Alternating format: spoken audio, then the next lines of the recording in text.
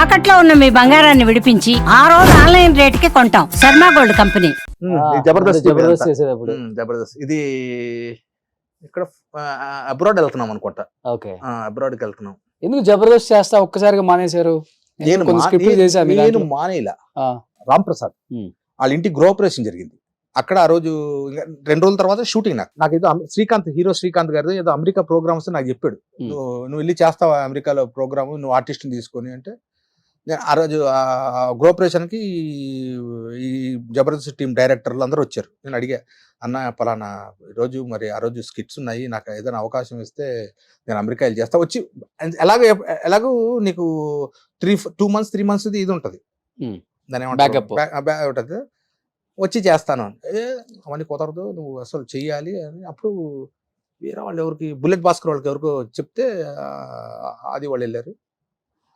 అంతే, షూటింగ్ చెయ్యాలి. పొద్దున రిహార్సల్ చేసాము, స్క్రిప్ట్లు రాసాము, వాళ్ళకి చూపెట్టాము, రాత్రి రిహార్సల్స్ అయ్యింది, స్టేజ్ మీద పర్ఫార్మెన్స్ చేసాము. అంతే, పొద్దున్న ఇంకా నేను బయలుదేరాలి. ఫోన్ చేశాడు ఎవరు మేనేజర్, ఏమంటే ఈరోజు మీ స్క్రిప్ట్లు ఆపేశారు సార్ అన్నాడు.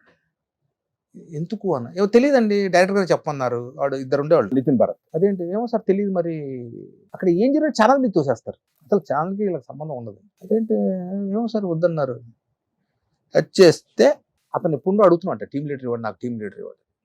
ఎవరు నెక్స్ట్ నా ప్లేస్ లో వచ్చే టీమ్ లీడర్ ఎవరు? అతను అబ్బాయికి కిడ్నీ ఏదో ప్రాబ్లం వస్తే మన కిడ్నీ మార్చారు, ప్రసాద్, ప్రసాద్ నరేష్. వాళ్ళ కోసం మిమ్మల్ని తీసేసారు. మీకు ఎవరు చెప్పారు ఇది?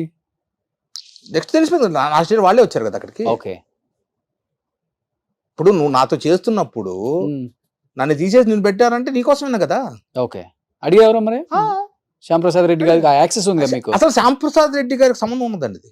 అక్కడ అతని పేరు రాధాకృష్ణ ఏదో ఉంటదండి, అతనే చూసుకుంటారు. ఓకే, ఎవరు ఆర్టిస్ట్ తీయాలన్నా పెట్టాలన్నా అన్ని ఆయనే. శ్యాంప్రసాద్ రెడ్డి గారు ఏం ఛానల్స్ తో మాట్లాడుకోవడం అక్కడ దాకా అనుకుంటా నాకు తెలిసి. తర్వాత వెళ్ళా 2-3 సార్లు అడిగా వెళ్ళి. సడన్ గా అసలు మేము ఉన్నప్పుడు టీఆర్పీ ఎంత ఉండేది తెలుసా, 14-15. అది ఇవాళ 3 పడిపోయింది. ఓకే, పొరపాటున 9.8 వస్తే శ్యాంప్రసాద్ రెడ్డి ఇమీడియట్ మీటింగ్ పెట్టేవాడు. నాకు ఎందుకు 2 digits ఏమైంది నాది అన్నాడు. చేయాలి, you have to work hard. అరే ఎంత కష్టపడ్డానంటే నేను జబర్దస్త్. మా అమ్మ సిఓపిడి ప్రాబ్లంతో పోయారు. ఆవిడ సంవత్సరంలో 4 సార్లు అపోలోలో అడ్మిట్ అయ్యేది, 3 సార్లు వెంటిలేటర్స్ మీదకి వెళ్ళేది. మా అమ్మ 2015 నుండి 2019లో పోయారు. అప్పటికి మా అమ్మ 12 సార్లు, 4 ఏళ్ళు 12 సార్లు అపోలో చేర్పించాను. 9 సార్లు వెంటిలేటర్స్ మీదకి వెళ్ళారు. బయటకు వచ్చా దాదాపు 28 నుండి 30 లక్షల దాకా ఖర్చు పెట్టాను. మా అమ్మ ఐసీయూలో ఉన్న అపోలో హాస్పిటల్ ముందు ఎవరు, మన నేను అది రెడ్ టీ షర్ట్ ఉన్నాడు అతను, మన కార్తీక్, ఈడు మీ కింద ఇలా వంగి ఉన్నాడు చూసారా, నత్తిగా మాట్లాడతాడు దుర్గారావు. వీళ్ళందరూ అపోలో హాస్పిటల్ దగ్గరికి వచ్చేవాళ్ళు. అక్కడ కూర్చొని స్కిట్లు ప్రాక్టీస్ చేసేవాడు.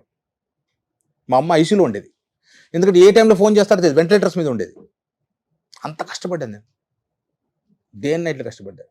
ఇప్పుడు అవకాశం వస్తే ఇప్పుడే వస్తే ఎందుకు, నేను ఆర్టిస్ట్ బ్రదర్. దొంగతనం, మానభంగం, దోపిడీ తప్ప అన్ని చేస్తా. ఏది వచ్చినా ఆ 3 సినిమాల్లో చేస్తారు కదా, అది సినిమా వరకే, అదే ఇక్కడ అక్కర్లేదు. నెక్స్ట్ ఆర్టిస్ట్ అంటే ఏదన్నా చేయాల్సింది. సుమన్ టీవీలో మీ పర్సనల్ అండ్ బిజినెస్ ప్రమోషన్స్ కోసం కింది నెంబర్కి కాంటాక్ట్ చేయండి.